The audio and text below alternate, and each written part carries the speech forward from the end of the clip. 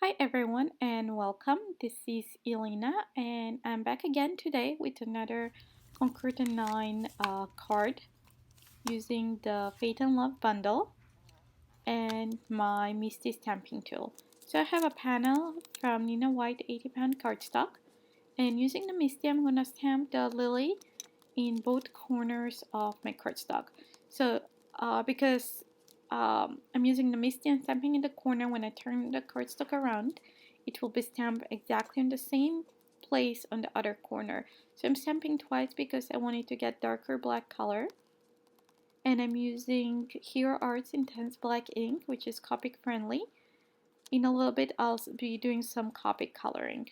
So because I stamped twice, I'm just gonna heat set my images so that it dries faster and it doesn't bleed while I'm coloring with my markers. So we have this ready and now let's start coloring. I'm using the tonal grays.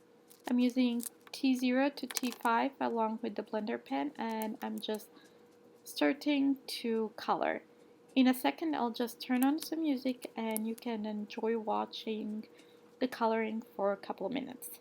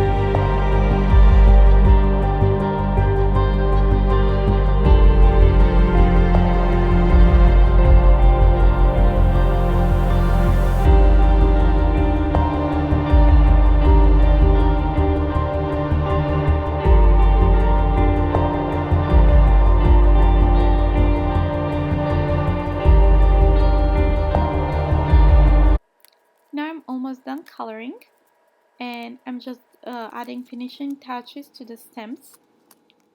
And the next step, I'm stamping the centers. I'm using Harvest Gold ink cube from Paper Tray Ink, and you notice that first I applied some Versamark ink onto my stamp so it stamps more, and then I removed it with my finger so it stamps more kind of intense and solid image when I stamp onto my cardstock. I'm stamping it twice to get a little bit darker color, and I'm done with this one. So next I'm heat setting that, making sure it's nice and dry, and then I'm going back to my original MISTI. So as I said, I'm going back to my original MISTI and I'm gonna stamp over the images again using VersaFine ink, and then I'm going to emboss using clear embossing powder. This kind of gives more darker black image outlines, and it gives a little bit more dimension with that embossing. So because I didn't move my stamp from the lid, it stamps exactly at the same spot as I stamped the very first time. So I have that done, and next I'm just using some clear embossing powder covering the images pretty nicely.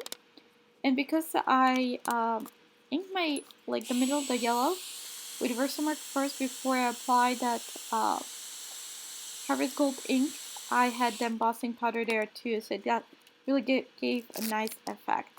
So next I'm moving to the sentiment. I decided to use the words love and always from the Faith and Love bundle. And then the little heart, I'll stamp that one at the end, putting back in my MISTI so I can line them up properly. As well, I can apply that stamp with the Versamark a couple times so I have nice solid coverage of the Versamark ink onto my cardstock. So stamp the love and always, and next I'm going with the heart. And now I will apply some white embossing powder and heat set that. So I'm having my heat done here, just quickly heat setting it. And next I decorated it using a circle die. As well, I did a little foam, fun foam, black fun foam to add some dimension to the sentiment. Next I decided to trim the edges of my card, to trim it down to 4 by, actually 3 3¾ by 5. And next I decided to use black card base. I'm cutting some black cardstock and scoring it at 4¼ and I have my panel here along with the sentiment. I'm adding the fun foam on the back of my circle sentiment, and seeing the positioning I decided to go with the lower right corner. Next I'm adhering the panel onto my card base using the fast fuse or Tombow extreme adhesive.